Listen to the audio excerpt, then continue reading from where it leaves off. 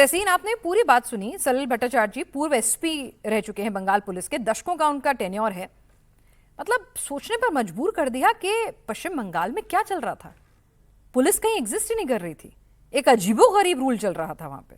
उन्होंने कुछ इंसिडेंट्स भी बताए। थैंक यू फिनाज जी, आपके साथ शो में शिरकत करने का मौका मिला इसलिए आपका शुक्रगुजार हूँ। एंड सलील जी, आपके सर्विसेज के लिए देश को थैंक यू सो मच। मैं दो चीज कहना चाहता हूँ। जहांगीर अगर चुनाव नहीं लड़ रहे तो ये बात, इससे एक बात एस्टेब्लिश होती है कि वो डर गए, उनको चुनाव नहीं लड़ना है। लेकिन इसी के साथ इलेक्शन कमीशन को इस चीज को इंश्योर करना होगा कि टीएमसी के वर्कर्स वहां पे अरेस्ट ना हो, क्योंकि जो आरोप हम टीएमसी पे लगाते थे, मैं खुद लगाता था कि जो चुनाव है वो बिना किसी कैंडिडेट के हो जाता है, कोई सामने ऑपोजिशन में आता ही नहीं है। तो वही चीज अब भाजपा में ना हो, ये चीज का अश्योरेंस इलेक्शन कमीशन को देना चाहिए। दूसरी चीज, मैं सलील जी की बातों को सुन रहा था, और क्योंकि मुझे थोड़ा सा एक्सपीरियंस है पब्लिक लाइफ में और मैं जानता हूँ बहुत ही बहादुर ऑफिसर है।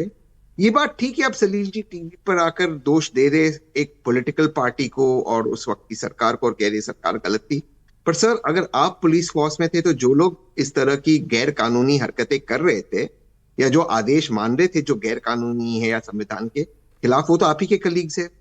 और अगर उस वक्त वो लोग उस सरकार की बात मान रहे थे और गलत काम कर रहे थे, और आज भी वो आईपीएस इस सरकार में है, तो इस बात की क्या गारंटी कि उस सरकार की बात नहीं करेंगे।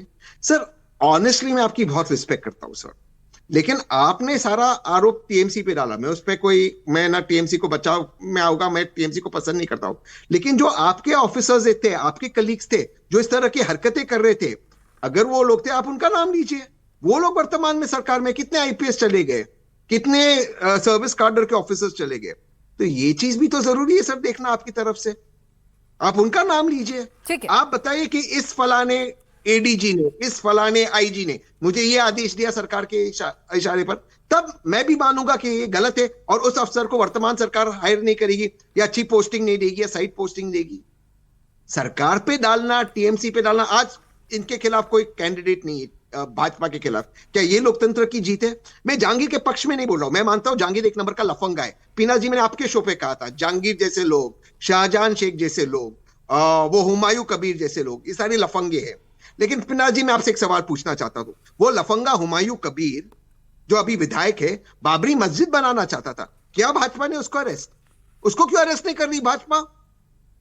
बाबरी मस्जिद का क्या लेना देना है वेस्ट बंगाल में?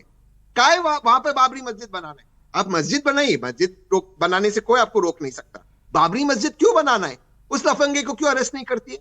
क्योंकि उसने भाजपा की मदद की है। तो ये जो पक्षपात है, ये नहीं होना चाहिए। ठीक है, पक्षपात नहीं होना चाहिए आप ये कह रहे हैं। ठीक है, शुद्धशील घोष जी, एक सवाल सबके मन में बहुत नेचुरली आता है कि भाई पहले बंगाल पुलिस काम कर रही थी लेफ्ट के अधीन, फिर काम करना शुरू कर दिया टीएमसी के अधीन, और आज काम कर रही है बीजेपी के अधीन। बंगाल की हालत नहीं बदलने वाली है। तहसीन कह रहे हैं कि भाई क्यों भरोसा करें। अब जहांगीर जैसा गुंडा अगर चुनाव छोड़ के भाग रहा है तो प्रेशर तो नहीं है कहीं उसके ऊपर, जो पहले काम वो किया करता था अब उसके साथ किया जा रहा है।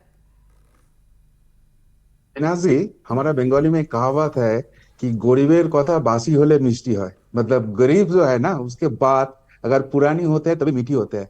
आपको शायद याद है, आपके शो में ही मैंने रिजल्ट के 2-3 दिन बाद आए थे, तब मैं एक बात बोला था कि ये जो टीएमसी है इसके ऊपर डिस्कशन छोड़ दो, वो पॉलिटिकली इररिलेवेंट हो चुका है। तब टीएमसी का जो प्रवक्ता थे उन्होंने बहुत गाली दिया, आपने भी मुझे चुप कराया। तो आज शायद आप मुझे चुप नहीं कराएंगे और टीएमसी का प्रवक्ता भी मेरे बात पूरा सुनेंगे कि ये टीएमसी पॉलिटिकली इररिलेवेंट हो चुका है। हो सकता है उसका 80 एमएलए है, बट कितने दिन रहेंगे ये सबसे बड़ा सवाल है। अभी ये जहांगीर यहाँ से भाग गया है, इलेक्शन नहीं लड़ सर रहा कहाँ है, चले इसके दो जाएंगे? मतलब हो सकते हैं। एमएलए कहाँ चले जाएंगे? कौन उन्हें अपने पास बुला लेगा? उनका हृदय परिवर्तन हो अरे जाएगा कि वो दबाव तो डाला दूसरे जाएगा? रास्ता देख रहा है। हाँ। ममता बनर्जी जब मीटिंग बुला रही है, उनका एमएलए वहां पर पूरा तो नहीं जा रहा है। वो तो कांग्रेस के साथ टच में है। साउथ बंगाल का जो मुस्लिम एमएलए है वो आईएसएफ के साथ टच में है। बहुत सारे लोग घर बैठ गया है, विधानसभा में भी नहीं आ रहा है। ऐसे बहुत सारे रिपोर्ट आ रहा है, वो बात के बाद है। बट ये टीएमसी पार्टी का नाम और निशान 3 महीना बाद नहीं रहेगा, ये मैं रिजल्ट के 2-3 दिन बाद ही बोल दिया था।